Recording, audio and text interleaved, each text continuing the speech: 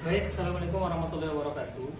Videonya kita sambung karena ini sebagai bukti kepada kawan-kawan mahasiswa kalau membuat video itu ternyata tidak rumit. Saya katakan cuma 5 menit per satu minggu, per satu video, per satu tema, per satu perkuliahan. Buktinya saya hanya mengambil 2 titik poin kontrak kuliah dengan ruang lingkup mata kuliah, ternyata sudah 6 menit. Jadi ini sebagai bukti kepada kawan-kawan membuat video itu tidak sulit. Jadi tidak perlu sebenarnya membuat banyak-banyak bahan, hanya mengambil intinya saja habis 5 menit.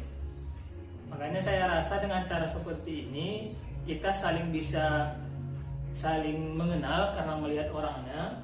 Kemudian saya merasa dengan cara ini saya bisa membuat mahasiswa bisa lebih paham. Ya, oke, kita lanjut saja. Yang kedua adalah ruang lingkup mata kuliah. Ekonomi mikro itu hanya sebatas anak dari yang dinamakan ilmu ekonomi. Ilmu ekonomi itu sebagai induknya, kalau kita bahasakan dengan bahasa sehari-hari, anaknya ada 2. Yang pertama ekonomi mikro, dan yang kedua adalah ekonomi makro. Ekonomi mikro ini adalah ilmu ekonomi yang membahas tentang pasar. Pasar itu, pajak itu yang kata orang Medan itulah ilmu ekonomi mikro. Kalau ilmu ekonomi makro nanti di semester depan itu adalah ilmu yang membahas tentang kebijakan fiskal, kebijakan pemerintah. Oke, kita fokuskan saja ke ekonomi mikro. Ekonomi mikro itu adalah ekonomi yang membahas tentang pasar, bukan di mana tempatnya. Dari apa yang terjadi di pasar itu, siapa saja yang ada di pasar itu, kenapa bisa gagal, kenapa bisa berhasil. Nah, itulah yang perlu kita bahas selama 1 semester ini. Dengan simpelnya yang perlu kita kucek dalam pikiran kita adalah ilmu ekonomi mikro hanya membahas tentang pasar. Kita bisa buktikan nanti dari pertemuan pertama sampai ke 16 bisa melenceng nggak dari pasar. Kalau seandainya nanti melenceng dari yang namanya pasar, yang tidak menyangkut dengan pasar, ingatkan saya. Ya, oke. Ilmu ekonomi mikro adalah ilmu ekonomi tentang pasar. Kemudian dalam ilmu ekonomi mikro ini hanya 3 titik poin. Kalau kita ingin mengetahui ilmu ekonomi mikro secara ringkas, maka cuma 3 titik poin yang perlu kita ingat. Yang pertama adalah QD dan QS. Apa itu? Siapa sih yang ada di dalam pasar itu? QD ini singkatan dari quantity demand. Quantity itu kalau kita perkata kita artikan adalah jumlah barang. Demand itu adalah permintaan. Jadi quantity demand, permintaan jumlah barang atau jumlah barang yang diminta. Itu bahasa Indonesia murninya. Bahasa kitanya bagaimana? Siapakah yang melakukan permintaan barang itu di pasar? Itu adalah beli. Berarti bahasa akademiknya bisa kita katakan quantity demand. Bahasa Indonesianya bisa disebutkan dengan jumlah barang yang diminta. Bahasa sehari-harinya, bahasa masyarakatnya bisa kita katakan dengan seberapa banyak pembeli yang ada di pasar. Karena quantity jumlah berarti seberapa banyak, kan sama artinya. Quantity demand, seberapa banyak pembeli yang ada di pasar. Yang kedua adalah QS. QS ini singkatan dari quantity supply. Bahasa akademiknya. Bahasa Indonesianya kalau kita artikan jumlah barang yang ditawarkan. Bahasa sehari-harinya kita bisa menyebutkan seberapa banyak penjual yang ada di pasar. Gampang.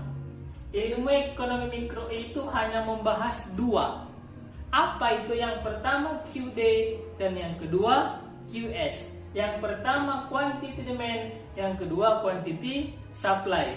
Yang pertama jumlah barang yang diminta, yang kedua adalah jumlah barang yang ditawarkan. Yang pertama seberapa banyak pembeli yang ada di pasar, yang kedua seberapa banyak penjual yang ada di pasar. Selesai.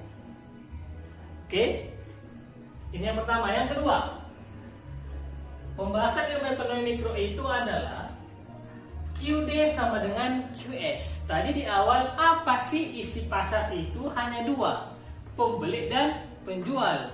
Kalau pertanyaannya bagaimana caranya supaya pasar itu bisa sukses, berarti tidak bakalan mungkin keluar dari yang 2 ini.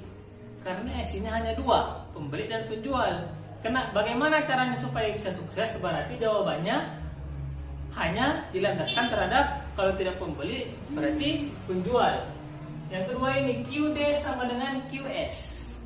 Itu sama artinya dengan quantity demand sama dengan quantity supply. Atau kita artikan dalam bahasa kita, saat kapan dikatakan pasar itu sebagai pasar yang sukses? Saat kapan dikatakan pajak itu sebagai pajak yang sukses? Di saat jumlah pembeli yang ada di pasar itu sama dengan jumlah penjual yang ada di pasar itu, pasar manapun itu. Apabila memang terjadi, kita lihat, kita bisa melihat tanpa kita perlu hitung. Ini pajak ini pasar ini sepertinya banyak pembelinya, banyak penjualnya, berarti langsung kategorikan ini adalah pasar yang sukses. Selesai. Kalau kita melihat, ternyata ini kok banyak pembeli ya di sini, penjualnya mana kok sedikit sekali, berarti itu mendekati pasar yang gagal. Kalau umpamanya kita kategorikan pasar itu sebagai pasar yang sukses, berarti secara ekonomi dinamakanlah pasar itu sebagai pasar equilibrium market. Equilibrium ini artinya sebagai keseimbangan. Market itu artinya pasar, berarti saat kapan dikatakan pasar itu sukses? Saat mencapai keseimbangan pasar. Kapan pasar itu seimbang? Di saat QD sama dengan QS. Selesai. Yang ketiga adalah di saat kapan dikatakan pasar itu gagal. Saya ulang supaya ringkas. Isi ekonomi mikro ini ada 3. Yang pertama, apa isi pasar itu? Saat kapan dikatakan pasar itu sukses? Yang ketiga, saat kapan dikatakan pasar itu gagal? Saat kapan dikatakan sukses itu QD sama dengan QS. Saat kapan dikatakan gagal? 2 penyebabnya. Yang pertama, excess demand.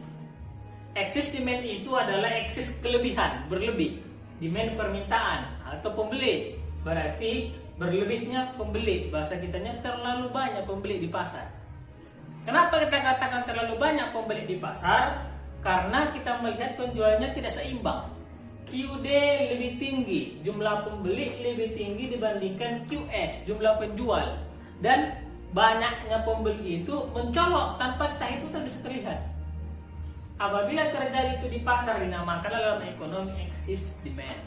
Kalau ini tidak segera diobati, pasar itu bisa tutup. Pasar itu bisa dikategorikan sebagai pasar yang gagal.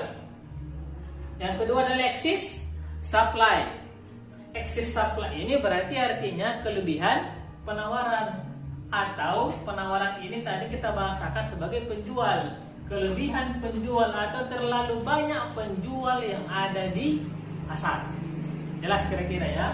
Kenapa kita katakan QS-nya terlalu banyak, kebalikan dari excess demand? Karena pembelinya terlalu sedikit, quantity demand terlalu menurun dan mencolok terlihat, dan quantity supply terlalu banyak. Terlalu sedikit pembeli yang ada di pasar, terlalu banyak penjual yang ada di pasar. Kalau tidak segera diobati penyakit yang 2 ini, maka gagallah atau tutuplah pasar itu. 1, 2, 3. Silahkan Anda ulang kembali dengan bahasa Anda sendiri. Kesempatan kali ini kita akan membahas tentang model-model ekonomi. Model-model ekonomi ini perlu kita bahas karena setiap ilmu ekonomi itu selalu memiliki bagian-bagian. Tidak ada satu orang pun yang pernah kita temukan mampu menguasai semua lini ekonomi. Dia pasti ada satu bidang yang dia kuasai. Contohnya ahli statistik, ahli pasar, ahli kebijakan ekonomi pemerintah, ahli kebijakan fiskal, ahli kebijakan moneter, dan yang lainnya. Itulah di ilmu ekonomi mikro ini, kita pelajari di awal, ada namanya model-model ekonomi. Di pertemuan pertama disampaikan bahwa ilmu ekonomi itu kalau kita ibaratkan sebagai induk, dia memiliki 2 anak. Yang pertama adalah ekonomi mikro, yang kedua adalah ekonomi makro.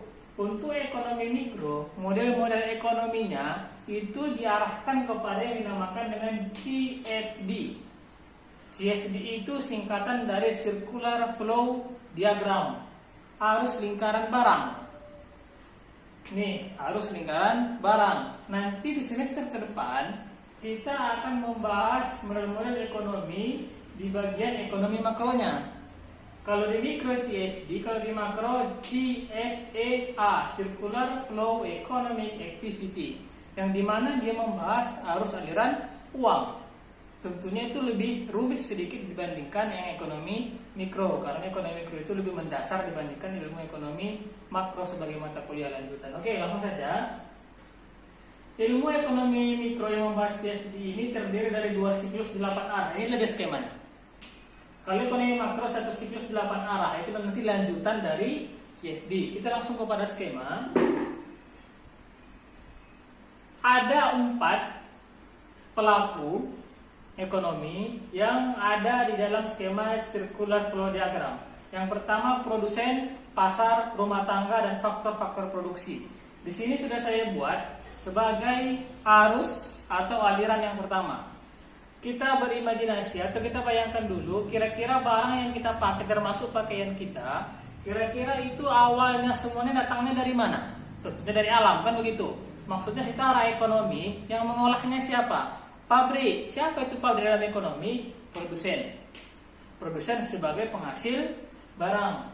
Dari produsen itu akan mengarah kepada pasar. Kenapa? Tidak mungkin produsen itu ke rumah tangga atau faktor produksi. Kenapa seperti itu? Satu-satunya alasan, satu-satunya tempat yang menerima barang-barang yang dihasilkan oleh produsen ini adalah pasar. Kenapa? Karena cuma pasarlah yang mampu menampung dengan jumlah yang banyak. Karena produsen itu, pabrik itu memproduksi dengan skala yang besar. Kalau kita konsumen, kita tak sanggup membeli barang dengan jumlah yang banyak. Tentunya kita hanya membeli untuk kebutuhan kita saja. Kalau pasar sanggup, karena mereka hanya ingin menjualkannya kembali. Makanya di aliran pertama itu produsen, mereka menghasilkan barang itu, otomatis barang yang telah dihasilkan itu akan dioper ke pasar. Dengan alasan apa? Satu-satunya tempat yang mampu untuk menerima, menampung. Dari pasar ke rumah tangga, RT, rumah tangga. Kenapa nggak balik kemari? Kenapa dari pasar ke rumah tangga? Karena satu-satunya tujuan pasar ini dibuat hanya untuk rumah tangga. Makanya semua kebutuhan kita itu dari pasar. Apakah dia pasar persaingan sempurna, apakah dia pasar persaingan tidak sempurna. Kan begitu? Kenapa bukan produsen? Karena kebutuhan pasar itu dibuat bukan untuk produsen. Produsenlah yang membutuhkan pasar. Pasar itu membutuhkan rumah tangga sebagai orang-orang yang ingin membeli barang-barang yang ada di pasar. Dari rumah tangga ke faktor-faktor produksi. Kenapa? Untuk langkah yang ketiganya. Karena rumah tangga itu adalah sebagai pelaku. Faktor-faktor produksi ini terdiri dari sumber daya alam, sumber daya manusia, dan sumber daya modal. Sumber daya alam itu, padahalnya siapa yang memiliki alam? Selain sang pencipta, itu adalah orang-orang manusia, yang dimana manusia itu adalah rumah tangga. Apabila ingin membuat pasar, ingin membuat perusahaan, pasti dibeli dulu lahannya, kan begitu? Siapa sama siapa dibeli? Sama rumah tangga. Kenapa dari rumah tangga ke faktor produksi? Karena pemilik faktor-faktor produksi itu adalah rumah tangga, satu-satunya. Dari faktor produksi ke produsen. Kenapa? Barang-barang atau sumber daya alam atau sumber daya manusia sebagai pekerja yang dari rumah tangga itu akan digunakan oleh produsen. Untuk digunakan tanahnya membangun gedung, untuk digunakan tanahnya membangun pabrik, dan manusia-manusianya akan digunakan sebagai buruh atau karyawan atau pegawai atau sejenisnya. Oke, selesailah siklus pertama dari circular flow diagram atau arus peredaran barang. Siklus kedua dari produsen ini ke faktor produksi. Kenapa? Karena produsen sudah menggunakan sumber daya alam, sumber daya manusia, dan sumber daya modalnya. Tentunya kalau sudah digunakan ya dibeli. Kalau sudah digunakan manusia tentunya digaji. Dari produsen ini ke faktor produksi itu maksudnya menggaji apapun yang diminta atau apapun yang dibeli dari rumah tangga. Duit itu uang pendapatan, apakah itu uang dari pembelian tanah, apakah itu uang dari gaji karyawan atau segala macam, akan sampai ke rumah tangga. Kan begitu? Dari rumah tangga itu sampailah uang yang kita miliki itu kepada keluarga kita, kepada istri, kepada anak, kepada orang tua segala macam. Ada uang yang sudah sampai ke rumah tangga secara otomatis. Uang yang sudah sampai ke rumah itu akan digunakan untuk memenuhi kebutuhan sehari-hari. Kemana perginya? Ke pasar. Untuk membelanjakan uang yang sudah ada. Apabila rumah tangga membelanjakan uang yang sudah ada ke pasar, otomatis barang-barang yang ada di pasar itu akan semakin berkurang. Apabila barang-barang yang berkurang itu, apabila barang-barang yang ada di pasar itu berkurang, kemudian pasar itu secara otomatis tanpa diperintahkan akan menghubungi produsen dengan mengabarkan produksi kembali karena barang-barang sudah mulai habis. Sampailah kabar pasar itu ke produsen. Sampai ke produsen, mereka menghasilkan barang kembali. Setelah barang selesai akan dioper kembali ke pasar. Begitulah siklus dan seterusnya diputar-putar. Begitulah kira-kira. Untuk bahan lebih lengkapnya ada di bahan kuliah kita. Silahkan dilengkapi penjelasannya dengan menggunakan bahasa masing-masing. Sekian, kali ini kita akan membahas dari mata kuliah pengantar ekonomi mikro, di mana kali ini kita akan membahas tentang efek substitusi dan pendapatan. Baik, langsung saja. Efek substitusi dan pendapatan. Saya akan terlebih dahulu menjelaskan dari judulnya dulu. Efek, berarti efek itu adalah akibat. Substitusi itu adalah peralihan, boleh kita artikan, atau boleh juga kita artikan sebagai pergantian barang yang kita konsumsi. Kita contohkan, saya kasih contoh. Saya setiap pagi itu sarapan lontong Rp5.000. Saya anggarkan setiap sarapan itu anggarannya Rp5.000. Setiap pagi makan lontong. Kita misalkan setiap pagi makan lontong. Tiba-tiba tadi pagi itu saya ingin membeli lontong. Kata penjualnya, Pak, ini lontongnya naik ya Rp7.000, kan begitu. Sebagai seorang ekonomi atau sebagai orang-orang ekonom, kita itu mesti bisa mengalihkan. Saya biasanya Rp5.000 makan lontong, berubah harganya naik menjadi Rp7.000 karena tukang lontongnya tadi. Saya mesti memikirkan, kalau begini sementara yang saya angkat pendapatan saya tetap, kecuali kalau pendapatan juga meningkat. Saya mesti mencari di harga Rp5.000 ini, saya mesti mendapatkan kepuasan yang sama dan ketahanan yang sama. Kalau saya sebelumnya Rp5.000 makan lontong, akan tahan sampai jam 12 siang untuk sesi makan selanjutnya. Karena mumpung harga lontong itu naik, saya beralih ke apalah kira-kira ya, berpikir saya beralih ke mie balap misalkan. Oke, mie balap itu tetap harga Rp5.000. Apakah tahan sampai di sesi makan siang? Ternyata tahan. Berarti diputuskan, oke, kalau begitu saya akan mengganti menu sarapan saya setiap pagi. Dari lontong beralih ke mie balap. Setiap paginya akan berubah. Kenapa berubah? Karena harga lontong naik. Berarti dalamnya adalah harga. Peralihan saya itu disebutkan dengan substitusi. Proses peralihan, berpindahnya konsumsi barang. Pendapatan ini saya rasa kita semua sudah tahu. Pendapatan, income, keuangan yang kita miliki. Oke, kita langsung saja. Ini ada 4 efek substitusi dan pendapatan, 4 faktor yang menyebabkan atau 4 faktor yang mempengaruhi perilaku konsumen dan perilaku produsen. Nih, harga. Ini coba lihat. Ini P ini adalah disimbolkan dengan price. Price itu adalah harga. Kita sebelumnya akan membahas tentang pergeseran harga di kurva permintaan dan kurva penawaran. Nih, di kurva permintaan kita menempatkan diri kita sebagai seorang pembeli. Di ini simbol vertikal ini adalah P. P itu disimbolkan karena diartikan sebagai price. Price itu adalah harga. Di saat harga Rp5.000, kita membeli sebanyak 10 kilo. Apapun, apakah beras, apapun itu. Di saat harganya turun menjadi Rp3.000, naik pembelian kita menjadi 25 kilo. 2.000 yang turun, tapi pembelian kita jauh meningkat. Kenapa? Karena kebiasaan masyarakat itu, kebiasaan seorang konsumen itu, apabila harga itu turun kalau kita bandingkan dengan harga sewajarnya, maka masyarakat itu akan berbondong-bondong untuk membelinya. Stok mumpung lagi murah, apalagi barang-barang itu adalah barang-barang yang kita butuhkan, kan begitu, sebelum harganya normal kembali. Makanya cuma 2.000 turunnya, pembelian banyak meningkat, kan begitu, sampai 15 kilo meningkat. Oke, inilah sifat seorang pembeli, demand. Quantity demand itu adalah jumlah permintaan atau seberapa banyak yang kita beli. Kalau membaca kurva permintaan, letakkan diri Anda sebagai seorang pembeli. Apabila membaca kurva penawaran, letakkanlah dirimu sebagai seorang penjual. Oke, kita anggap diri kita sebagai seorang penjual. Di saat ini P, ini simbol P. P itu adalah harga. Di saat harga 5.000 kita menjual 10 kilo, naik harga. Kalau tadi permintaan naik harga, semakin sedikit kita beli.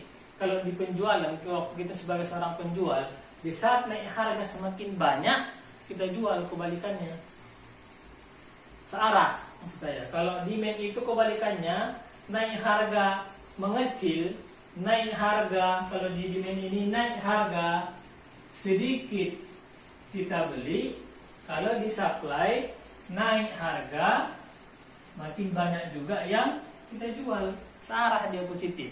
Kalau demand berbanding negatif, kalau supply berbanding positif. Kita contohkan, di saat harga 5.000, kita contohkan aja barang-barang pokok beras. Di saat harga beras itu 5.000, maka 10 kilo yang kita jual, yang kita adakan di toko kita.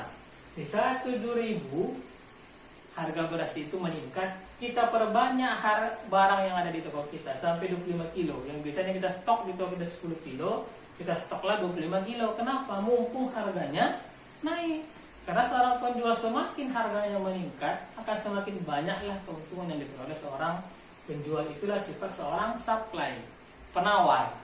Quantity supply, sumber horizontalnya. Jumlah barang yang ditawarkan, jumlah barang yang dijual. Oke, kita ini sebagai pengantar. Kalau harga itu betul-betul mempengaruhi untuk berubahnya perilaku seorang pembeli dan perilaku seorang penjual. Kita kembali ke efek substitusi dan pendapatan.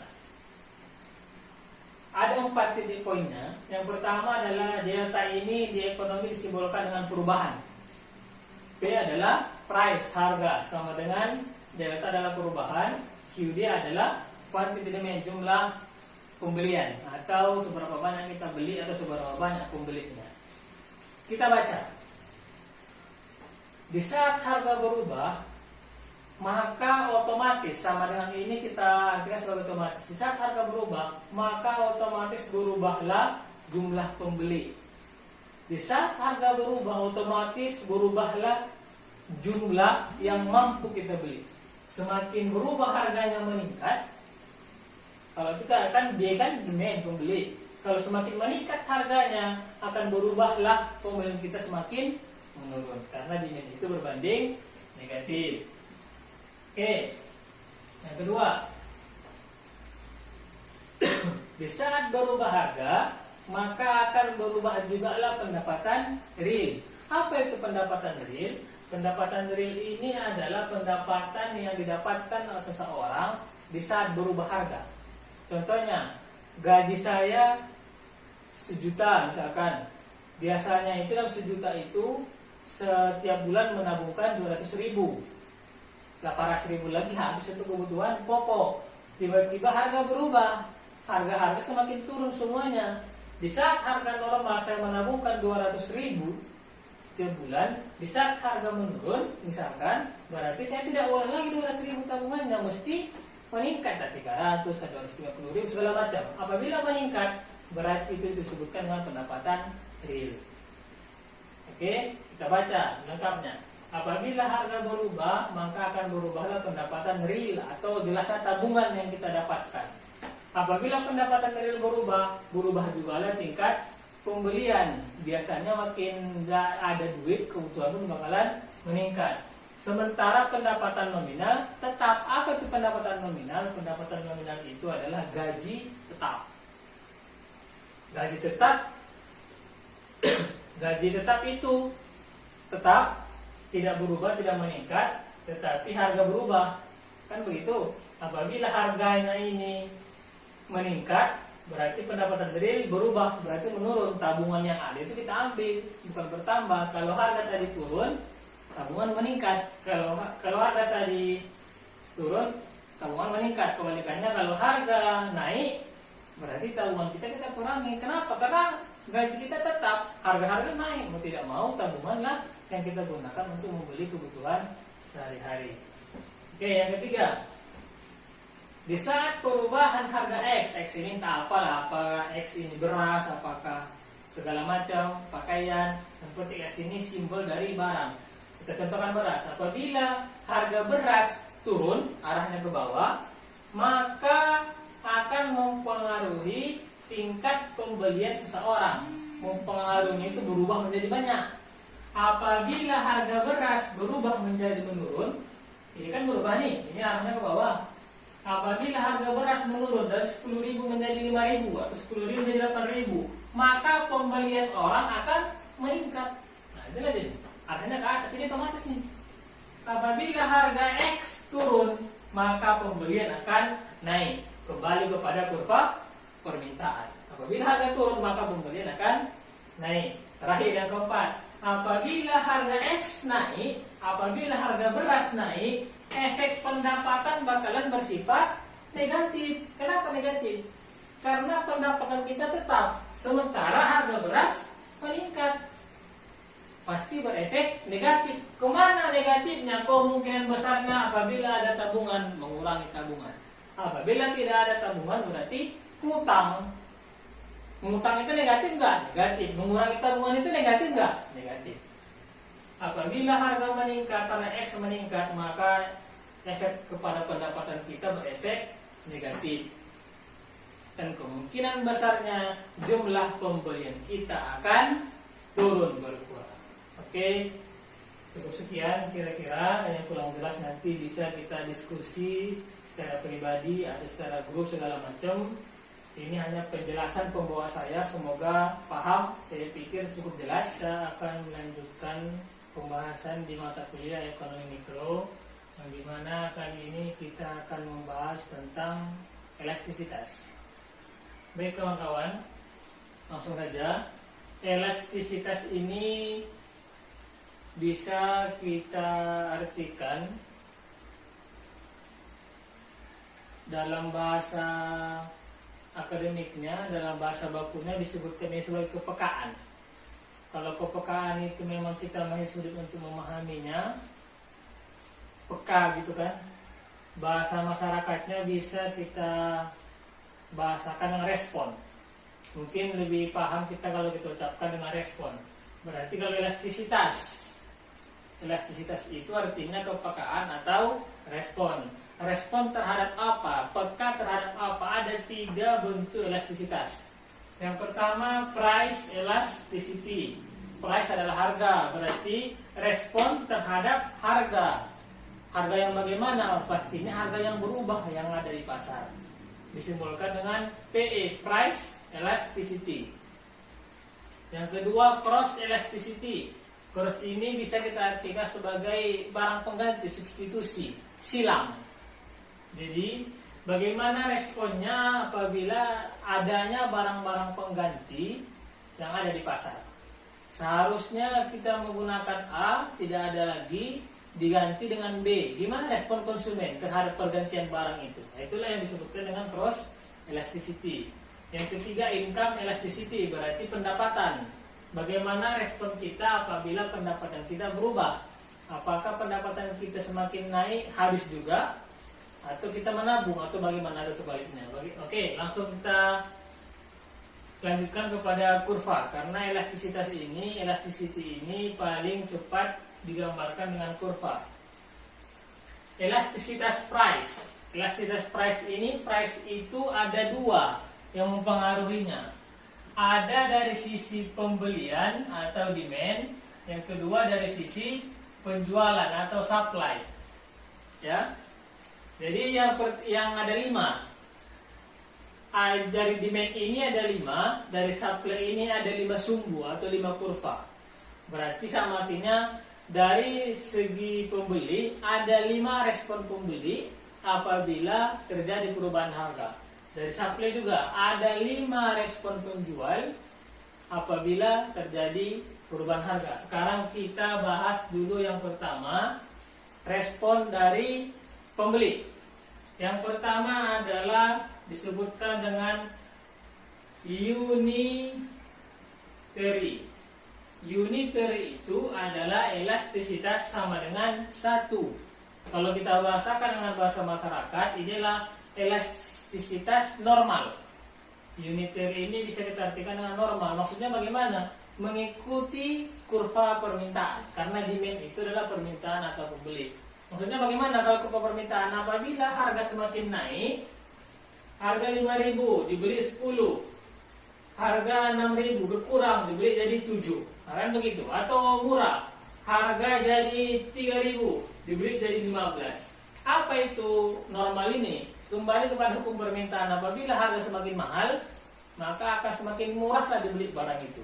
Apabila harga semakin murah, maka akan semakin banyaklah dibeli barang itu. Nilai yang pertama, ini adalah bentuk kurva gabungan. Bentuk kurva gabungan yang dimana nanti kelimanya itu saya gabung. Unitary ini berada di sini. Kalau kita tarik garis horizontal dengan garis vertikal, unitary ini normal ini pas berada di titik tengah, unitary. Sumbu vertikal ini adalah harga, ini adalah quantity. Normal dia. Normal itu maksudnya mengikuti hukum permintaan. Yang kedua adalah E lebih besar dari pasar, elastisitas lebih besar daripada 1. Disebutkan dengan elastis. Maksudnya bagaimana? Apabila berubah harga, respon konsumen itu sangat besar. Besar itu lebih besar daripada 1. Oke? Kenapa bisa besar? Karena harga yang berubah itu terhadap barang-barang yang mendekati dengan barang-barang primer. Mendekati barang-barang primer berarti barang-barang yang dibutuhkan oleh masyarakat. Apabila barang-barang yang dibutuhkan masyarakat itu berubah harganya di pasar, respon konsumen itu pasti besar. Apakah dia mau segala macam. Itu belum betul bukan beras, bukan sembako, tapi mendekati. Apakah dia mungkin pakaian, mendekati. Apakah mungkin kalau sekarang handphone itu kita kategorikan primer handphone, apa kendaraan bermotor itu kita kategorikan sekarang primer, berarti dia termasuk sebagai elastis. Pokoknya respon itu akan besar apabila berubah harganya di pasar. Oke, yang kedua. Yang ketiga adalah E lebih kecil daripada 1. Respon itu kecil, lebih kecil daripada 1. Kenapa dia kecil walaupun berubah harganya? Kenapa responnya kecil? Karena harga yang berubah itu mendekati barang-barang mewah. Berarti dia barang-barang sekunder ke tersier. Berubah pun harganya, kecil respon dari masyarakat. Kenapa kecil? Karena ini bukan barang pokok. Bagi siapa yang mau saja. Mendekati barang-barang mewah. Kalau handphone berarti handphone tipe tinggi begitu. Kalau sepeda motor berarti sepeda motor yang bagus. Berubah pun harganya tidak ada masalah. Kecuali sepeda motor yang levelnya rendah dirubah harganya karena sebagian masyarakat banyak menggunakannya, pasti masyarakat protes kan begitu. Oke, ini 3. Yang keempat apa? Yang keempat itu langsung ke kurva gabungan. Ini tadi saya buat yang pertama, unitary, yang normal, ikuti hukum permintaan. Ini yang kedua, elastis, yang responnya akan besar. Masyarakat akan memberikan respon yang besar apabila berubah harga barang itu di pasar. Yang ketiga ini lebih kecil, elastis. Apabila berubah harga barang itu di pasar, maka masyarakat itu akan memberikan respon yang kecil. Contohnya tadi berarti sepeda motor dengan tipe tinggi, handphone dengan tipe tinggi. Oke. 3. Yang keempat apa? Keempat ini adalah elastisitas sama dengan tidak terhingga. Namanya elastisitas sempurna. Sempurna, elastisitas tadi respon. Responnya sempurna. Bagaimana sempurna? Maksudnya besar, betul sangat besar sekali. Ini tadi besar, elastis, mendekati barang-barang pokok. Dia kan semakin mendekat ke elastisitas sempurna. Semakin dekat kepada garis horizontal ini berarti barang-barang yang dijual itu adalah barang-barang yang begitu sangat pokok. Termasuklah dia sandang papan pangan. Apakah pakaian barang pokok, apakah beras, apakah lauk. Apabila meninggi harga beras, maka masyarakat akan demonstrasi besar-besaran. Yang keempat, yang kelima adalah inelastis sempurna. E sama dengan 0, responnya dari masyarakat sama dengan 0, tidak ada respon sama sekali. Walaupun setinggi apapun, semahal apapun barang yang dijual itu tidak ada respon masyarakat. Kenapa tidak ada respon? Karena ini mendekati S yang lebih kecil dari 0. Ini tadi kecil. Ini kecil, ini 0. Ini kecil, ini 0. Tidak ada respon sama sekali. Kalau tadi yang lebih kecil dari 1 kita katakan mendekati barang-barang mewah, berarti S sama dengan 0 ini inelastis sempurna ini adalah betul-betul barang-barang mewah. Sepeda motor mewah, mobil-mobil mewah, handphone mewah. Berubah pun harganya, emas kan termasuk mewah. Mau setinggi apapun harga emas, setinggi apapun harga mobil mewah itu, tidak begitu direspon masyarakat. Kenapa? Karena yang membelinya betul-betul orang yang begitu banyak duit. Jadi mahal pun harganya, malah dia lebih bangga memakainya. Itu di dalam ekonomi dikatakan dengan inelastis sempurna atau E sama dengan 0. Baik kawan-kawan, cukup penjelasan dari saya. Lanjutkan pembahasan dari elastisitas. Sekarang kita akan membahas elastisitas yang dari segi penawaran. Elastisitas supply.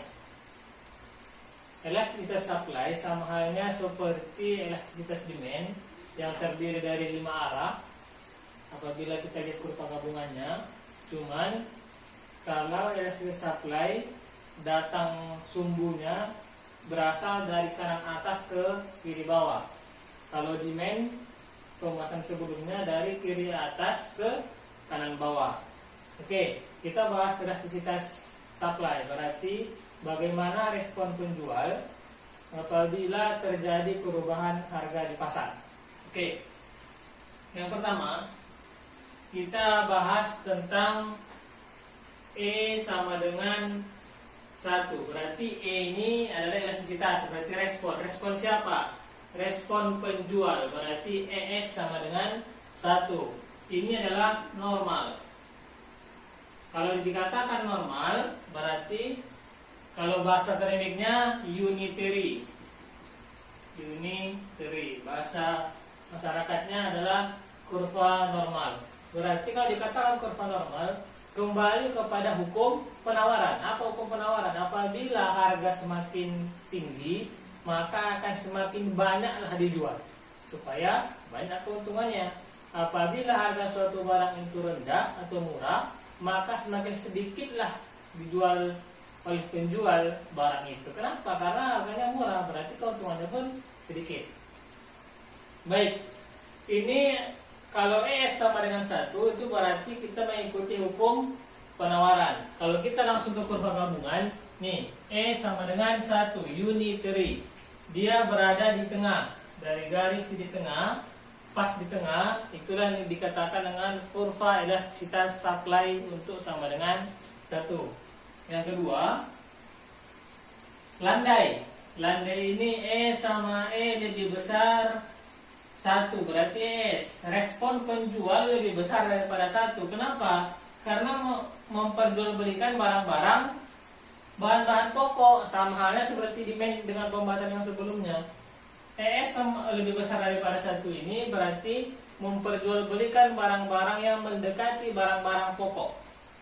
Apabila berubah harganya, kita acuannya kepada semakin mahal harga barang-barang itu, maka kemungkinan besarnya bukan hanya pembeli yang keberatan, penjual pun keberatan. Kenapa? Kalau pembeli keberatan, tentunya penjual pun akan berdampak. Kalau kita lihat di kurva gabungan, E sama dengan 1 adalah elastis, ES. Itu elastis, berarti dia kan mendekati apa nih? Mendekati garis horizontal. Kalau E lebih besar daripada 1, yang dijual itu adalah barang-barang mendekati barang-barang pokok. Kalau E sama dengan tidak terhingga, barang-barang yang dijual itu adalah barang-barang yang betul-betul pokok, termasuklah seperti beras, pakaian. Jadi apabila umpamanya dimahalkan harga-harga barang-barang pokok itu, barang-barang wajib yang dibeli masyarakat itu semakin mahal, bukan hanya pembeli yang protes, bukan hanya pembeli yang keberatan, penjual pun ikut keberatan. Yang dimana apabila di barang-barang pokok itu dirubah harganya, dinaikkan harganya sama pemerintah kita misalkan, maka responnya tidak terhingga. E sama dengan tidak terhingga. E sama dengan tidak terhingga itu maksudnya protes itu, respon dari masyarakat itu tidak terhingga, tidak terbayangkan lagi bagaimana besarnya. Bisa disitu menurunkan presiden, bisa jadi. Bisa di situ merusak fasilitas umum, bisa jadi. Karena untuk kebutuhan pokok yang diganggu oleh pemerintah misalkan. Karena di Indonesia itu harga barang-barang pokok itu masih dicampur oleh pemerintah. Oke. Kebalikannya, untuk E sama dengan 0.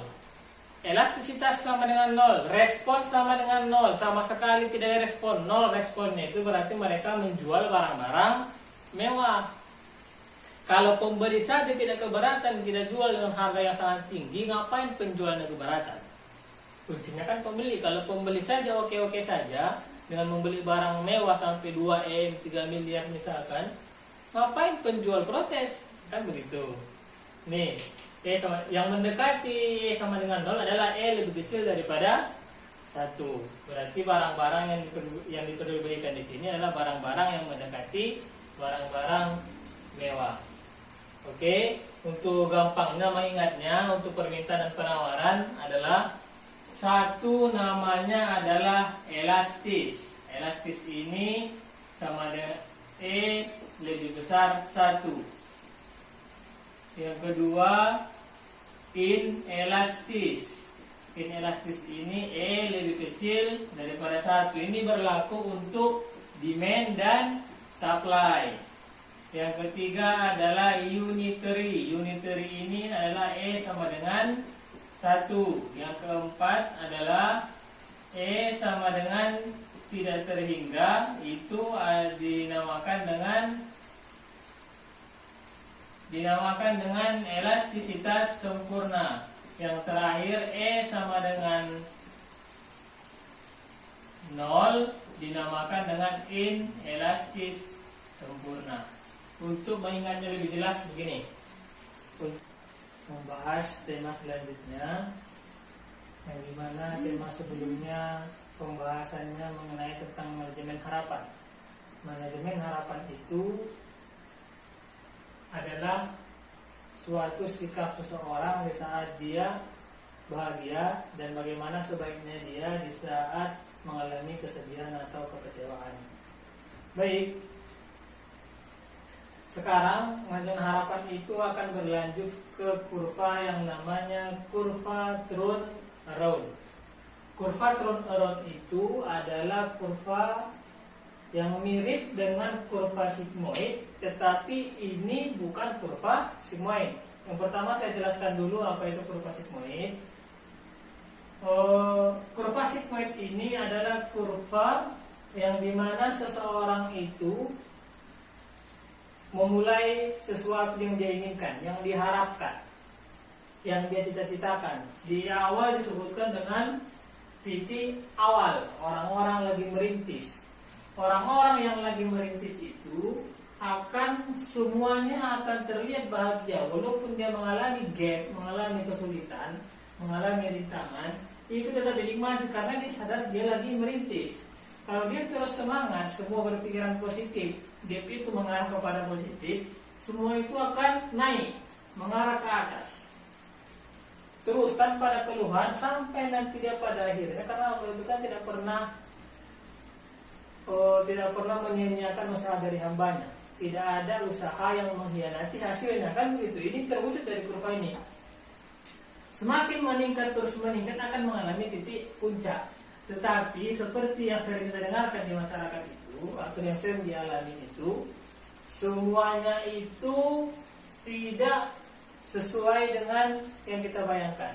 Kita baru-baru memulai di awal karena kita merasa masih awal. Semua hambatan itu kita anggap proses dan selalu berpikiran positif, kita bisa mencapai titik puncak. Tetapi apabila kita sudah sampai ke titik puncak, itu godaannya, rintangannya bisa lebih sulit, bisa lebih besar dibandingkan di saat kita merintis. Kenapa? Karena waktu kita merintis, walaupun ada ketemu orang-orang yang menjatuhkan kita, membangkrutkan kita, itu kita masih bisa semangat, dan itu tidak sebesar di saat kita berada di titik sukses. Kalau kita sudah sukses, orang-orang yang menjatuhkan kita itu, orang-orang yang iri kepada kita itu akan semakin banyak. Dan orang-orang itu orang-orang besar juga, kemungkinan besarnya. Apabila kita tidak tahan dengan ujian, tidak tahan dengan rintangan yang kita hadapi dengan persaingan-persaingan, karena orang sudah melihat kita kesuksesan kita, dan orang bisa menghancurkan kita, dan kita tidak mampu untuk menanganinya, terus kita berpikiran negatif, kita akan sampai ke titik krisis. Titik puncak ini hanya satu kali saja kita dapatkan. Titik krisis ini kalau kita ibaratkan bangkrut, burung tikar, segala macam mati, Sama dengan kalau kita manusia, kita hidup terus makin dewasa sampai kita mengalami kedewasaan yang matang, titik puncak. Kedewasaan yang matang apabila kita sakit kita dan kita mengeluh terus terlalu banyak pikiran, kita bisa diopname. Kalau diopname itu pun tidak ada pikiran positif di pikiran kita, bisa jadi karena penyakit itu kita bisa meninggal. Titik krisis, bangkrut kalau usaha, meninggal kalau kehidupan manusia. Apabila terjadi sampai di titik krisis ini dialami seseorang atau dialami suatu usaha, suatu perusahaan perbankan lalu kita misalkan, maka kurva ini disebutkan dengan kurva sigmoid. Apabila tidak ada kata krisis dan mampu dia bangkit lagi, dinamakanlah kurvanya sebagai kurva turnaround. Kita ulang lagi. Sebagai titik awal, orang-orang merintis akan sampai ke titik puncak. Bisa titik puncak pasti banyak badai, pasti anginnya makin kencang. Kan begitu? Itu normal. Apabila dia menghadapi rintangan itu dengan baik, mampu dilewatinya, sebelum dia sampai ke titik krisis paling bawah ini, sebelum sampai ke titik krisis, itu dinamakan ada titik turnaround. Titik turnaround itu adalah titik dia mampu bangkit kembali dari keterpurukan. Banyak Honda terpuruk, Yamaha terpuruk, tapi bisa bangkit. Suzuki terpuruk, pernah mengalami keterpurukan atau bangkrut, tapi mampu untuk bangkit kembali. Apabila mampu untuk bangkit kembali, disebutkan itu sebagai titik turnaround. Bukan titik awal, karena awal itu sudah selesai. Turnaround itu dijadikannya masalah-masalah itu sebagai pacuan untuk diri sendiri atau diri bagi perusahaan, dan dia akan merintis kembali sampai ke titik puncak yang kedua. Berarti begitu terus seterusnya, titik puncak kedua pasti lebih kencang lagi ujiannya, pasti lebih besar lagi, lebih banyak lagi yang menjatuhkan kita. Kalau masih mampu juga menanganinya, kita akan semakin sukses sampai ke titik puncak yang ketiga. Titik turnaround berarti singkatnya kurva turnaround ini tidak ada namanya kematian, tidak ada namanya gulung tikar. Sebesar apapun masalah mampu diatasi. Sebelum sampai ke krisis, dia sudah mampu untuk bangkit kembali. Titik puncak pertama, titik puncak kedua, titik puncak yang ketiga. Itu disebutkan dengan ada titik turnaround, mampu bangkit di setiap keterpurukan. Bisa untuk usaha, bisa untuk manajemen organisasi, bisa untuk manajemen perusahaan, bisa untuk manajemen perbankan, bisa untuk kehidupan kita sendiri. Mampu nggak kita menghadapi ujian-ujian atau masalah-masalah yang diberikan Allah kepada kita? Oke, lanjut. Ini bawaan dari manajemen harapan yang lalu. Kita masuk ke teori perilaku konsumen. Karena manajemen perbankan itu acuannya kepada konsumen. Walaupun kita tetap menganut terhadap mitra bisnis, ke saham, ke future, ke forex, tapi kita tetap ke perilaku konsumen lah paling utama didirikannya suatu perusahaan perbankan itu. Oke, untuk manajemen yang membahas tentang perilaku konsumen ini latar belakang lahirnya teori ini karena banyaknya sekarang seorang konsumen itu mengalami keterbatasan pendapatan. Kenapa dia dikatakan terbatas pendapatannya? Karena dia tidak mampu rasa-rasanya mencukupi kebutuhan keinginannya.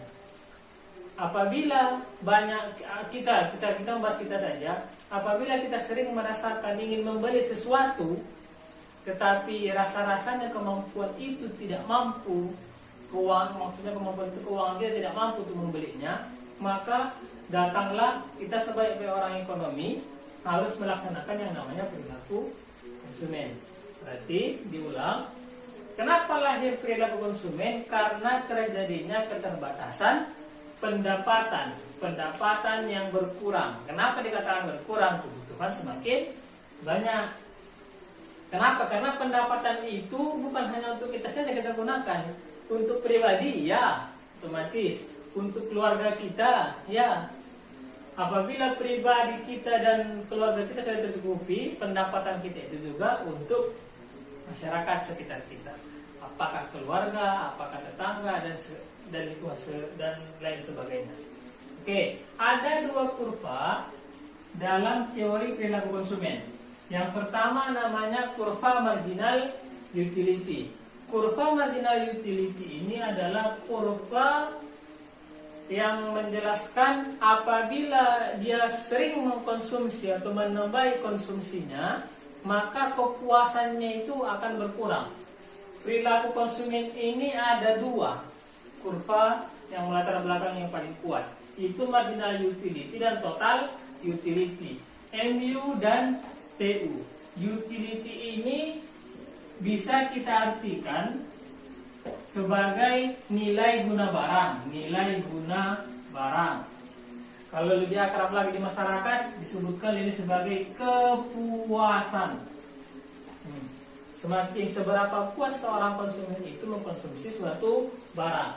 Ada dua kurva. Yang pertama namanya marginal utility. Marginal utility ini semakin banyak.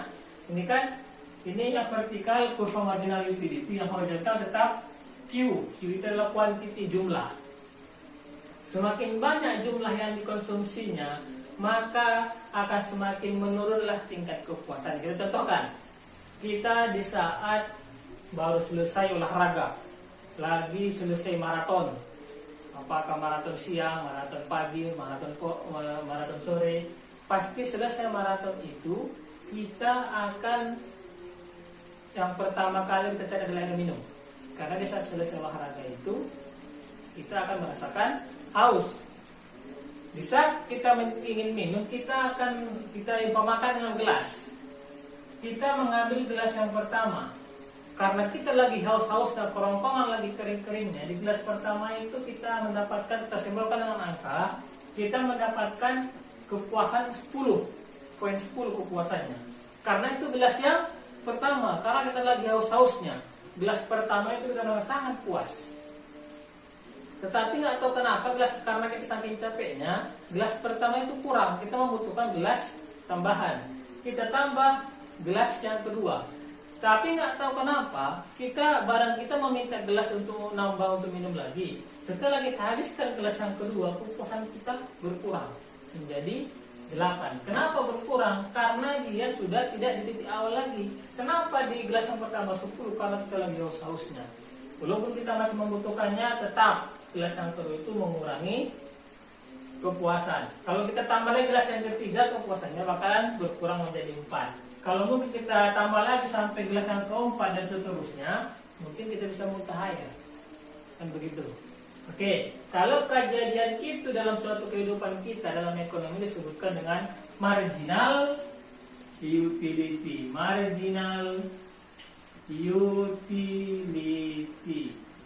Inilah dia kurvanya. Oke, yang kedua adalah kurva total utility. Kurva total utility. Nah ini, apa itu? Apa perbedaan dengan kurva marginal utility? Kurva total utility ini adalah kalau tadi marginal semakin ditambah dia barangnya, semakin ditambah dikonsumsi, semakin berkurang kepuasannya. Kebalikannya marginal total utility itu ada kurva total utility itu adalah semakin ditambah dia kuantitinya, semakin bertambah dia jumlah barangnya, semakin meningkat pula lah kepuasannya. Kita contohkan, kita ibaratkan sebagai kita seorang yang sangat ingin pandai menyetir mengemudi mobil. Mobil yang pertama kita contohkan sebagai mobil-mobil tua, sebagai bahan-bahan belajar kita naik mobil. Di saat kita itu belajar mengemudi, kita pandai, kita merasa kita pandai, kita mendapatkan kepuasan 4. Ya, kita baru pandai. Biasanya lumrahnya seorang manusia kalau dia baru pandai mengemudi mobil, pasti dia pengen lagi, karena dia baru pandai. Pamannya kita contohkan, dia mobil pertama adalah mobil Avanza. Dia memiliki kepuasan dengan kepuasan titik 4. Kemudian dia penasaran, kira-kira kalau bawa Innova gimana ya? Nah, kan begitu. Dapat Innova, waktu dia mengendarai mengemudi mobil Innova, meningkat kepuasannya menjadi 8. Makin puas itu wajar. Avanza saya sudah pandai, Innova saya pandai, dan kepuasan itu bertambah. Gimana kira-kira kalau contohnya saya mengemudi mobil yang lebih mewah lagi? Dia ingin mengemudi Alphard misalkan, atau Pajero atau Fortuner misalkan. dapat di kemudinya dan dia pandai mengemudinya, pasti makin tinggi kepuasan kita. Semakin mewah mobil, semakin pandai kita mengemudinya, pasti kepuasan kita pun akan semakin tinggi 10. Kan begitu. Pandai dari mobil biasa sampai mobil mewah dia pandai, baru pergilah cenderung dia. Ini kan mobil pribadi, gimana kira-kira kalau saya mengemudi mobil besar? Namanya bawa bus, saya pandai nggak? Bawa truk, saya pandai nggak? Diusahakannya juga dapat dia untuk membawa mobil truk di mobil yang keempat. Itulah dia, apabila dia memang betul-betul pandai, dia akan mendapatkan titik kepuasan 20. Itulah disebutkan dengan titik puncak. Ya, berarti setelah dia pandai bawa bus, dia mengatakan oke, berarti saya semua sudah pandai saya bawanya. Apabila nanti mobil-mobil selanjutnya pun dibawanya, dikemudikannya, walaupun dia puas, tapi kepuasannya itu tidak sepuas setelah melewati titik puncak, menurun kepuasannya menjadi 15. Menurun kepuasan itu dinamakan dengan titik jenuh. Kalau kurvanya kita buat begini, seperti kail pancing. Ada titik puncaknya dan ada titik jenuhnya. Kalau kita sudah sampai titik puncak, terus kita tambah konsumsinya, akan jenuh. Kalau sudah jenuh masih ditambah juga, akan kembali ke marginal utility. Makan semakin lama akan semakin berkurang. Oke, jelas kira-kira untuk marginal utility dan total utility ya. Ya, cukupkan sampai di sini. Semoga jelas. Kalau tidak jelas, di bahan kita cukup jelas saya buat begitu panjang penjelasannya. Untuk pembahasan produksi, tentunya kalau kita mengatakan ekonomi suatu daerah itu berasal dari industri, dalam industri itu ada produksi. Dalam ekonomi pun ada namanya teori produksi. Kalau kita membahas teori produksi, berarti kita tidak bisa lepas dengan namanya biaya produksi. Teori produksi itu sama artinya dengan teori biaya produksi. Biaya produksi itu dibagi dua. Ada biaya jangka pendek dan ada biaya jangka panjang. Untuk biaya jangka pendek, yang pertama, saya buat supaya gampangnya, supaya tidak terlalu banyak tulisan secara kalimat. Dalam biaya jangka pendek ada namanya kurva fixed cost. Fixed cost. Fixed cost ini adalah biaya tetap, cost biaya fix tetap. Kalau kita kepada kurva ekonomi normalnya, vertikal ini kan sumbu price, kan begitu.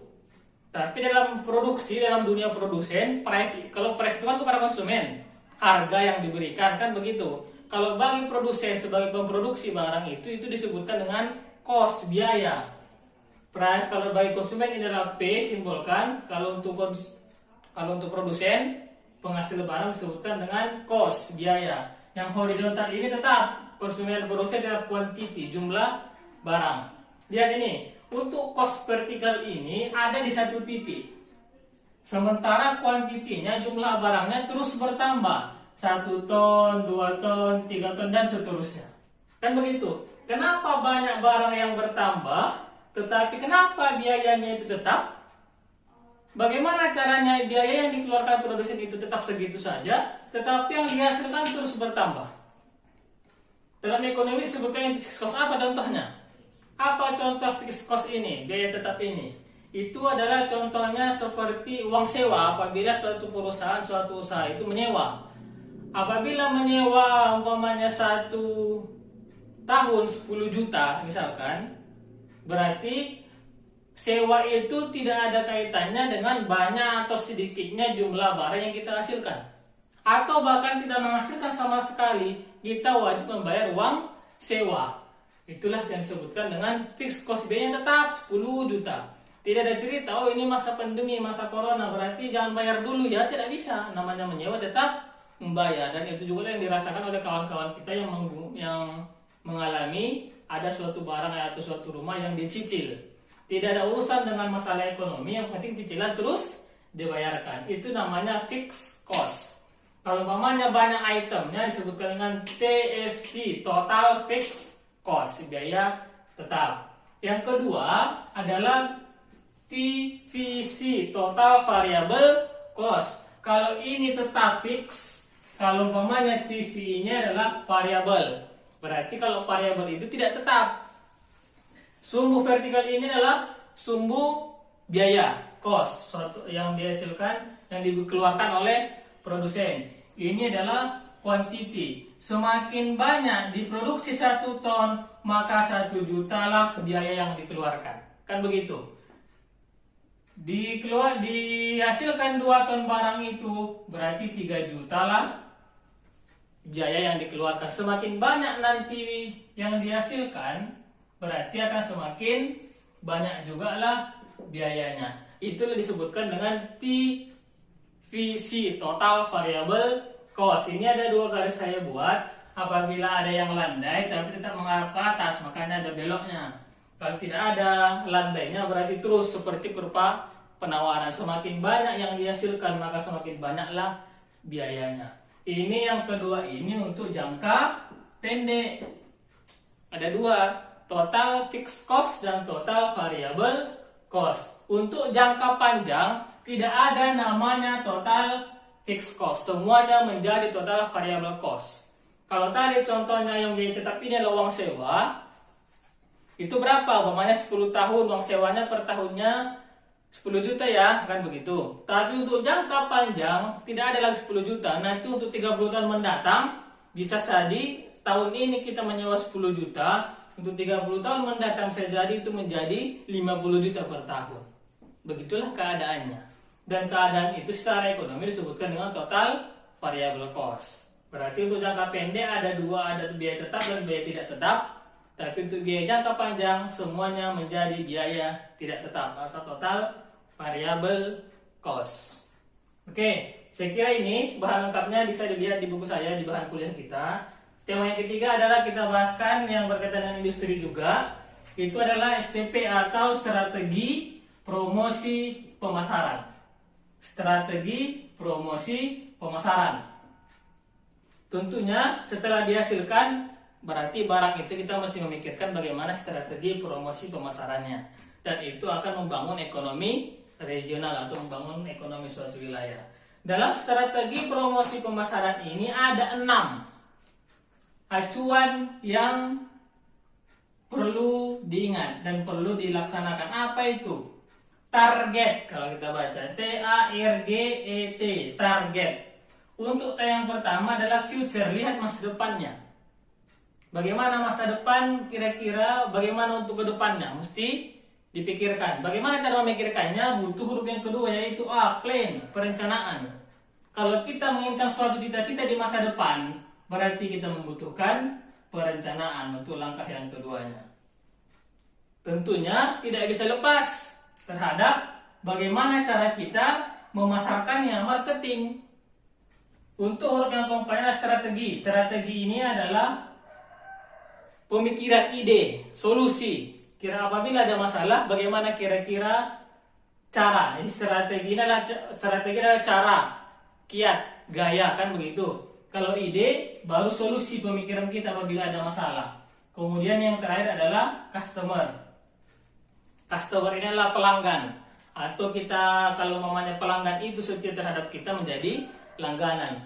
Inilah semua yang terakhir ini yang menjadi tujuan. Tetapi sebelum mendapatkan pelanggan ataupun langganan, ada 5 huruf sebelumnya yang mesti kita lakukan. Mesti memikirkan bagaimana masa depannya, butuh perencanaan yang matang, butuh pemasaran, butuh cara, dan bagaimana solusi atau pemikiran kita terhadap suatu pekerjaan itu. Bahas yang temanya mekanisme pasar. Baik, kawan-kawan, mekanisme pasar ini ada 2 kata kunci yang mudah diingat untuk membahas secara keseluruhan apa itu mekanisme pasar. Yang dimana kuncinya mekanisme pasar ini membahas tentang di saat kapan dikategorikan pasar itu mengalami kegagalan, atau di mana kira-kira indikasinya supaya semua orang, termasuk pemerintah, termasuk masyarakat, termasuk penjual, termasuk pembeli, bagaimana cara mengatasinya supaya apabila kira-kira mengarah kepada kegagalan pasar, diobati sebelum semakin parah keadaannya. Baik, langsung kita bahas. Yang 2 itu adalah excess demand dan excess supply. Excess demand ini ada 4 faktor penyebabnya. Excess demand ini bisa kita artikan kalau perkata excess adalah kelebihan. Kelebihan boleh, terlalu banyak boleh. Demand adalah permintaan, nah, bisa kita artikan atau bisa juga kita artikan sebagai jumlah pembeli. Berarti kalau excess demand bisa kita artikan sebagai terlalu banyak pembeli yang ada di pasar. Excess demand, terlalu banyak pembeli yang ada di pasar. Kenapa bisa terjadi terlalu banyak pembeli yang ada di pasar? Kalau kita bahasakan dengan bahasa akademik, QD terlalu tinggi, arah panahnya mengarah kepada ke arah atas. QD ini bisa kita artikan sebagai quantity demand. Quantity itu artinya jumlah barang, demand itu artinya permintaan. Berarti quantity demand kita artikan sebagai jumlah barang yang diminta. Atau bisa juga kita artikan sebagai seberapa banyak pembeli yang ada di pasar. Kalau ditandai di sini QD mengarah ke atas panahnya, berarti jumlah pembeli yang ada di pasar itu terlalu banyak, kelebihan, eksis, kan begitu? Pertanyaannya, kenapa bisa terlalu banyak pembeli di pasar? Jawabannya, karena jumlah penjual QS, quantity supply itu terlalu sedikit. Kalau seandainya quantity supply-nya itu pun banyak, tidak bakal kita katakan kalau pembeli itu terlalu banyak di pasar. Jadi kenapa kita katakan terlalu banyak pembeli di pasar? Karena jumlah penjual yang ada di pasar itu terlalu sedikit. Apa yang menyebabkan penjual itu terlalu sedikit di pasar?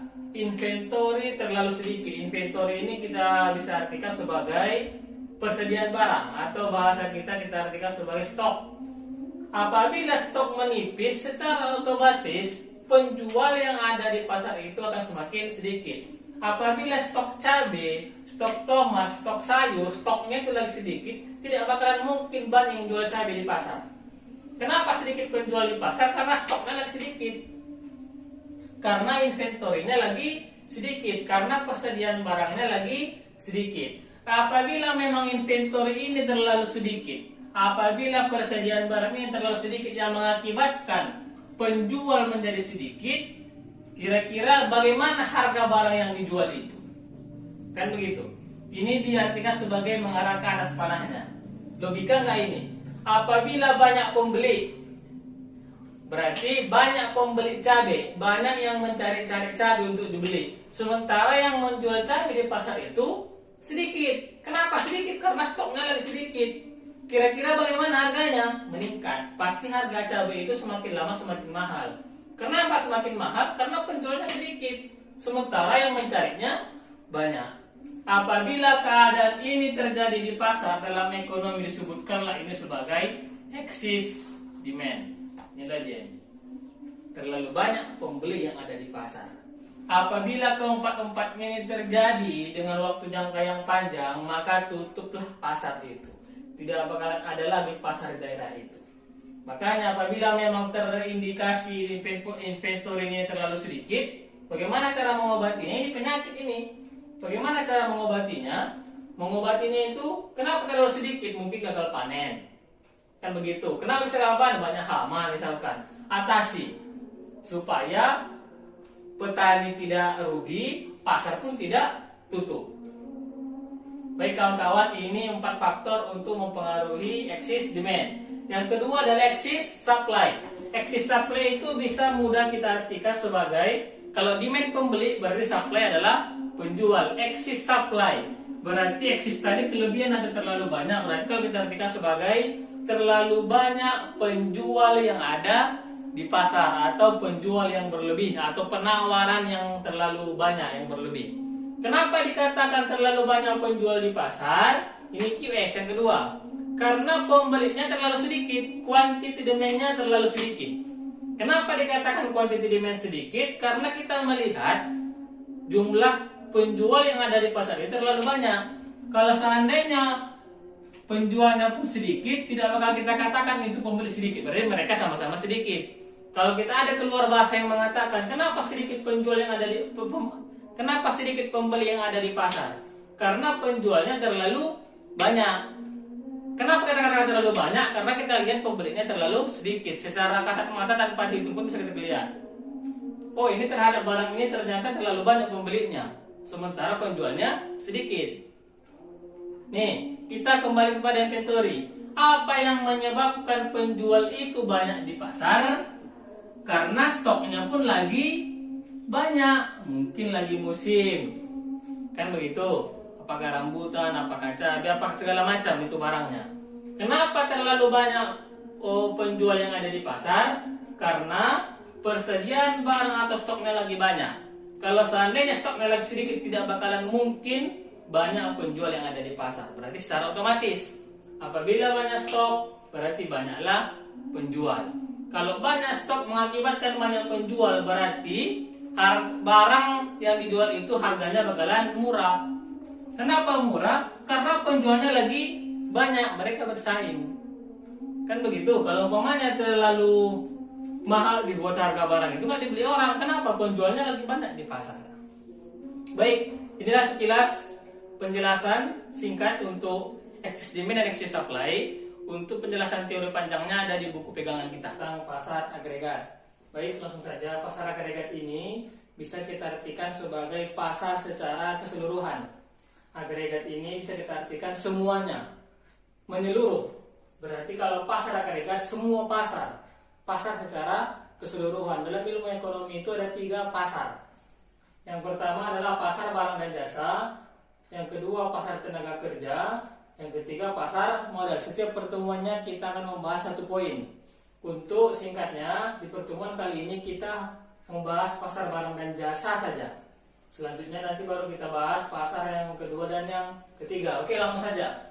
Pasar barang dan jasa. Pasar barang dan jasa ini terdiri dari 2 pembahasan. Yang pertama PPS, pasar persaingan sempurna. Yang kedua adalah pasar persaingan tidak sempurna.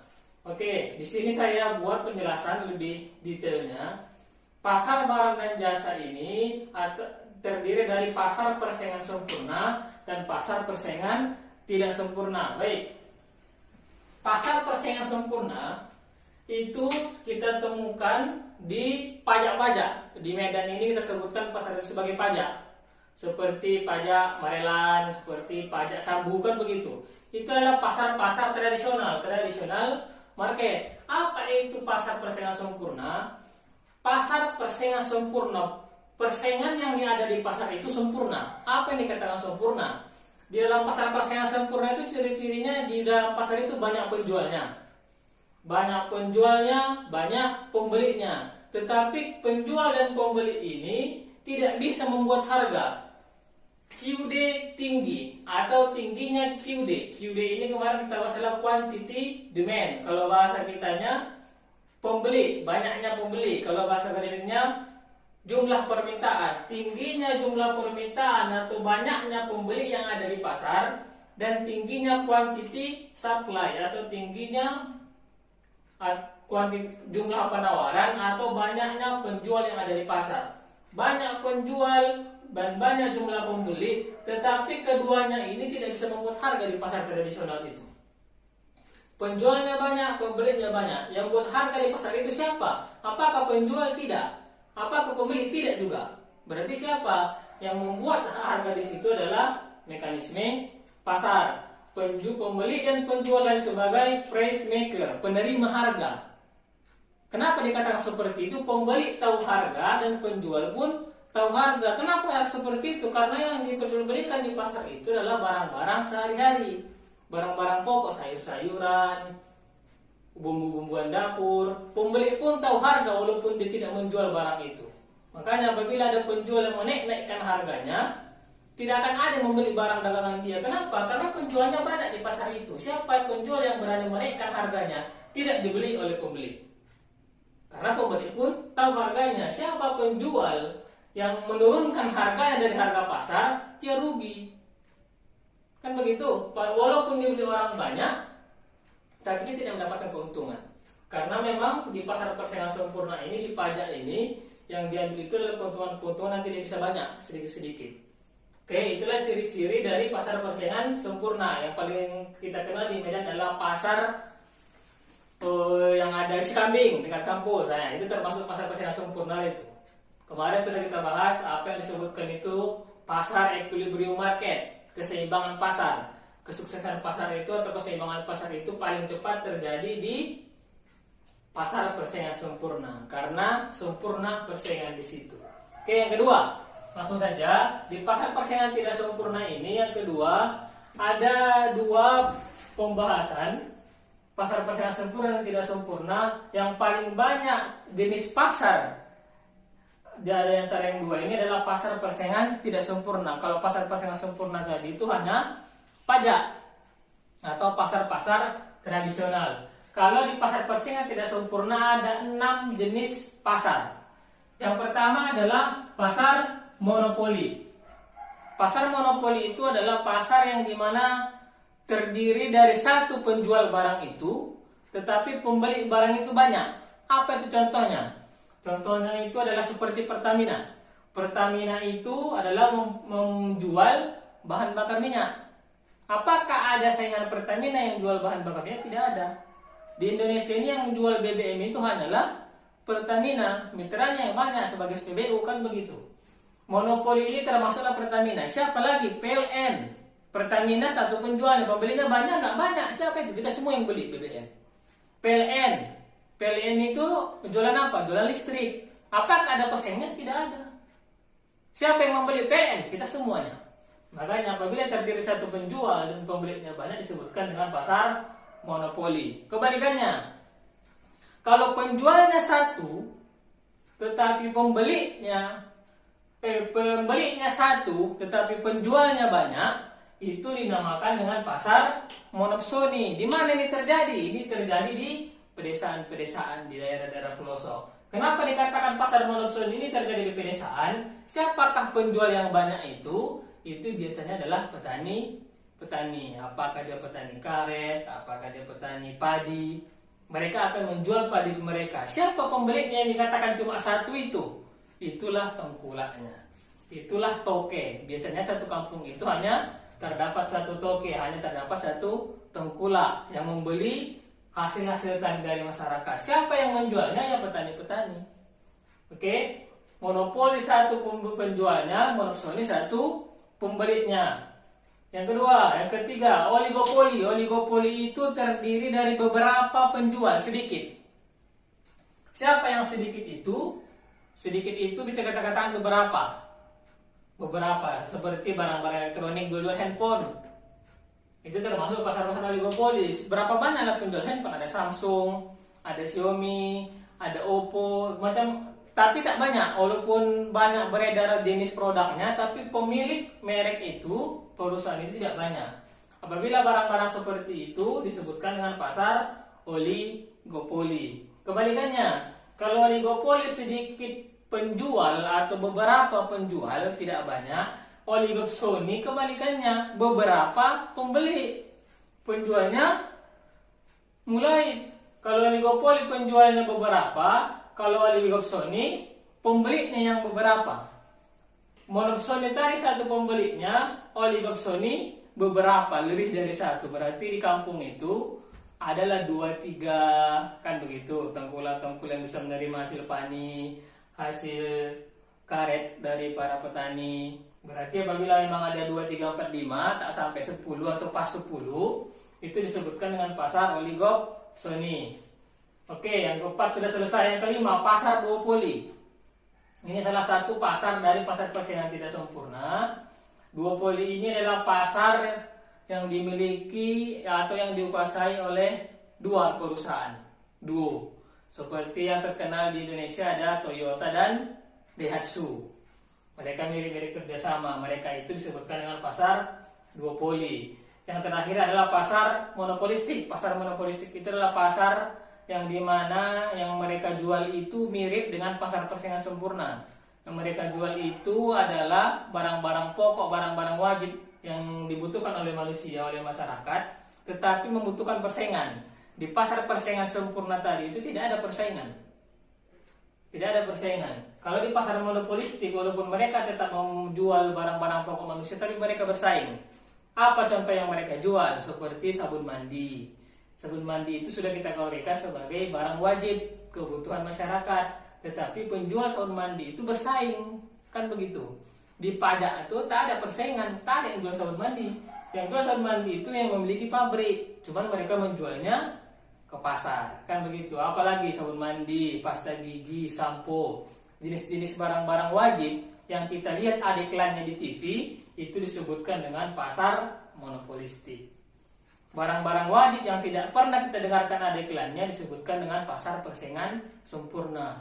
Itulah yang kita katakan tadi sebagai pasar tradisional atau pajak yang kita katakan di Medan. Oke, di sini ada saya buat dari sisi produsen dan sisi konsumen. Ini maksudnya siapa yang kuat? Produsen ini adalah penjual, pembuat, memproduksi barang, si pemilik. Di pasar yang tiga ini adalah si penjual yang paling berkuasa. Pasar monopoli satu penjualnya, oligopoli sedikit penjualnya, sedikit itu berarti mereka masih menguasai. Duopoli, dua penjualnya, kan begitu. Makanya dikatakan tiga perusahaan ini sebagai penguasa dari produsen. Dari sisi konsumen, ada tiga dari sisi konsumen. Maksudnya mereka lebih kuat, mereka lebih yang membuat harga. Kalau produsen ini yang buat harga siapa? Penjual, produsen. Kenapa? Karena monopoli satu penjualnya, berarti dia bisa menjual dengan harga berapapun yang dia mau. Yang kedua, oligopoli, beberapa penjualnya, mereka tetap bisa bersepakat membuat harga mahal. Yang ketiga, duopoli, dua penjual, berarti pembuat harga atau price takernya itu adalah tetap produsen. Kalau konsumen, berarti pembeli yang buat harga. Kita sebagai pembeli yang buat harga. Siapa itu Sony? Satu pembeli, ya iya, Toke. Walaupun dia pembeli, tapi dialah yang membuat harga. Kan begitu. Siapa lagi oligopoli? Beberapa pembeli, sedikit pembeli. Berarti pembeli itu juga yang membuat harga. Monopolistik, sebenarnya monopolistik ini bisa menjadi penguasa dari konsumen, bisa menjadi produsen, karena yang jual-jual itu adalah barang-barang wajib tapi bersaing. Bisa antara tawar-menawar konsumen dengan produsen, berapa cocoknya dijual. Oke, ini mungkin sekilas karena videonya ini saya rasa sudah cukup panjang. Kalau memang masih kurang jelas, di buku saya ada begitu panjang lagi penjelasannya dan menggunakan skema-skema yang menurut saya itu lebih mudah untuk dipahami. Apabila memang dari video ini sulit dipahami, walaupun saya rasa memang sudah cukup jelas. Kita akan membahas tentang kebijakan pemerintah terhadap pasar, yang dimana pasar yang kita bahas di sini adalah pasar persaingan. Karena dalam pasar itu secara ekonomi cuma ada dua, satu pasar persaingan sempurna dan pasar persaingan tidak sempurna. Kalau kita membahas pasar itu untuk pasar barang dan jasa, kecuali kita nanti bahas pasar tenaga kerja atau pasar modal. Oke, kita fokus ke tema kita ini saja. Apa kebijakan pemerintah terhadap pasar persaingan, atau perlukah kira-kira ada kebijakan pemerintah terhadap pasar? Nah, kan itu dia. Oke, ini pemerintah sama dengan pasar. Kalau kita fokuskan kepada Indonesia, memang banyak sekarang pemerintah yang mengatur bagaimana mekanisme pasar. Khususnya yang paling mencolok di masyarakat adalah mengatur harga-harga barang, yang dimana harga-harga yang paling sering dibutuhkan masyarakat. Apa itu? Beras, telur, daging, cabai, kan begitu kan? Memang pemerintah yang mengatur berapa sekilonya. Oke. Secara ekonomi, di sini saya buat pemerintah sama dengan pasar. Karena memang sekarang banyak yang kita temukan kebijakan pemerintah yang mencampuri bagaimana keadaan pasar dan bagaimana supaya pasar itu berhasil. Tetapi secara teori ekonomi itu tidak boleh. Pemerintah bukan sama dengan pasar. Pemerintah tidak boleh mencampur tangan sedikit pun terhadap pasar. Kenapa? Karena secara teori ekonomi itu, kalau apabila memang dijalankan, tidak ada yang mencurangi teori itu. Yang mengatur pasar itu bukan pemerintah. Yang mengatur pasar itu adalah mekanisme pasar. Ya kan? Apa itu mekanisme pasar? Mekanisme pasar itu di mana yang mengatur masalah bagaimana permintaan dan bagaimana penawaran.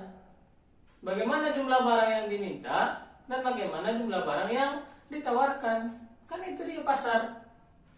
Kalau umpamanya kita lihat bagaimana supaya pasar itu berhasil dari versi teori ekonomi. Supaya mekanisme pasar ini berhasil, ada namanya QD sama dengan QS. Apa itu? Quantity demand sama dengan quantity supply. Jumlah barang yang diminta sama dengan jumlah barang yang ditawarkan. Kalau kita bahaskan dalam bahasa kita sehari-hari, banyaknya pembeli sama dengan banyaknya penjual. Apabila banyaknya pembeli, banyak pembeli di pasar itu sama dengan banyaknya penjual, walaupun tidak pasti sama secara jumlahnya, bisa kita kategorikan, oleh di pasar ini banyak kali pembelinya ini, di pasar ini banyak kali penjual yang berhasil lah kita kategorikan pasar itu. Ya, apabila memang mekanisme pasar ini terjadi, di ekonomi dinamakan dengan equilibrium market. Equilibrium itu artinya keseimbangan, market itu apa artinya? Pasar. Apabila terjadi banyaknya pembeli sama dengan banyaknya penjual yang ada di pasar, maka terjadilah keseimbangan pasar atau equilibrium market. Apabila pasar itu sudah sampai ke titik equilibrium market, maka sukseslah dikategorikan pasar itu. Maka berhasillah dikategorikan pasar itu. Otomatis akan terjadi tanpa ada sedikit pun campur tangan pemerintah. Akan terjadi secara otomatis. Ini cuma pertanyaannya, kalau memang seperti ini keadaannya seharusnya secara teori ekonomi, kenapa pada akhirnya tetap campur tangan pemerintah? Akan begitu. Oke. Apa alasannya? Kita lihat. Kalau umpamanya kita bahasakan dengan bahasa-bahasa kita, kenapa lah kalau memang ekonomi itu sudah mengatur pemerintah tak boleh campur tangan terhadap pasar, kenapa masih tetap campur tangan? Bukan hanya campur tangan, malah mengatur harga. Kenapa? Kan itu pertanyaannya. Karena memang kita khususkan kepada Indonesia, banyak di Indonesia itu orang-orang jahat. Banyak penjual-penjual jahat yang tidak mau melaksanakan mekanisme pasar. Oke, kita lihat. Secara teori ekonomi, kan mekanisme pasar ini cuma ada dua intinya. Yang dua itu membahas demand dan supply. Yang pertama, apabila terlalu banyak permintaan, QD terlalu tinggi, kuantiti demand terlalu tinggi, itu namanya di ekonomi kemarin kita bahas adalah excess demand. Apa itu excess demand? Kelebihan permintaan. Terlalu banyak pembeli. Apabila terlalu banyak pembeli dibandingkan penjual yang ada di pasar sana, kalau kita lihat, berarti harga itu akan mahal. Tahu kita langsung, apabila terhadap barang apapun itu, apabila terlalu banyak pembelinya dibandingkan penjualnya, dan dinamakan excess demand secara teori ekonomi, pasti barang yang mereka beli itu, yang mereka jual itu harganya mahal. Kebalikannya, apabila QS-nya yang turun, terlalu sedikit penjual yang ada di pasar, namanya kalau terlalu sedikit penjual namanya excess demand. Kalau umpamanya terlalu banyak penjual namanya excess supply. Karena excess itu artinya berlebih. Terlalu banyak penjual yang ada di pasar namanya di ekonomi excess supply. Excess supply itu apa? Penjual. Terlalu banyak penjual yang ada di pasar. Apapun yang dijual, apabila terlalu banyak penjualnya, pasti harga yang dijual itu murah. Barang apapun yang dijual. Apabila terlalu banyak penjual barang A, terlalu banyak penjual cabai di pasar dibanding pembeli cabai, pasti harga cabai murah. Itu kan ekonomi yang mengatur ini. 1 dan 2 ini. Mekanisme pasar yang mengatur. Tapi tidak terjadi. Kita khususkan ke negara kita Indonesia. Kenapa? Karena banyak yang menafsirkan hukum penawaran ini secara jahat. Kenapa? Apa hukum penawaran? Hukum penawaran itu apabila harga semakin tinggi, maka banyaklah jual barang itu. Semakin mahal harga barang yang kamu jual, maka banyakkanlah stokmu terhadap barang yang mahal itu. Kenapa? Karena lagi mahal harga barang, berarti keuntungan kita semakin banyak. Apabila harga barang mahal banyak di toko kita, banyak di jualan kita, berarti banyaklah keuntungan kita. Karena kita seorang penjual. Hukum penawaran seperti itu. Apabila harga 1.000, maka 10 kilo lah kita misalkan stok di toko. Apabila harga naik menjadi 2.000, naik, makin banyak stok. Kenapa? Makin mahal harga barang. Semakin mahal harga barang, semakin banyak stok. Supaya kita semakin banyak untungnya. Kalau seandainya naik lagi jadi 3.000, mungkin udah 65 kilo di toko.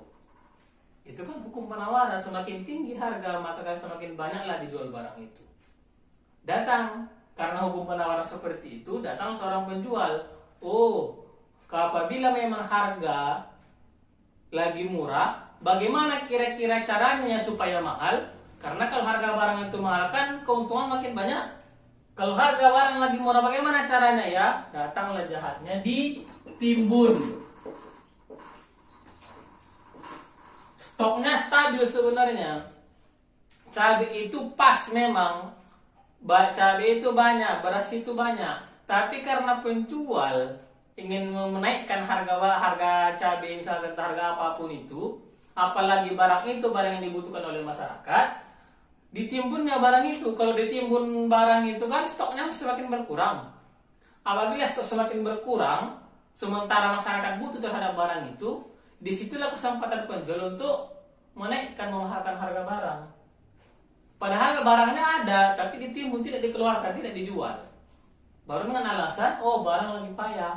Di saat nanti dinaikkan harga barang itu, baru keluarkanlah stok dari gudang. Lagi mahal. Itu kan kejahatan seperti itu namanya. Apa tujuannya seperti itu? Supaya menguasai barang.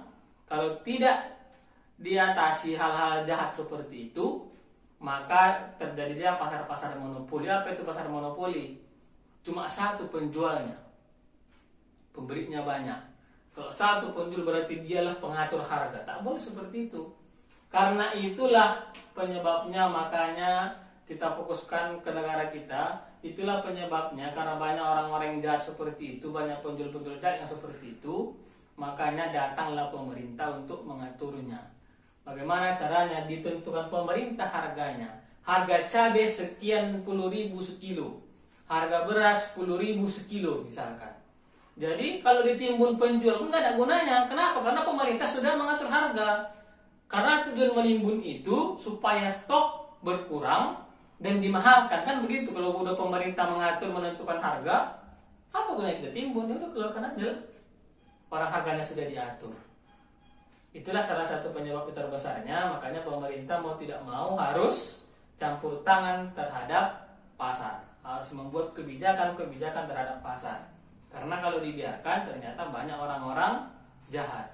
Oke, sekian untuk penjelasan panjangnya, ada di buku pegangan kita, silakan dibaca untuk diulang kembali nantinya sebagai video juga. Saya cukupkan sampai di sini. Sekian kawan-kawan, terima kasih. Assalamualaikum warahmatullahi wabarakatuh.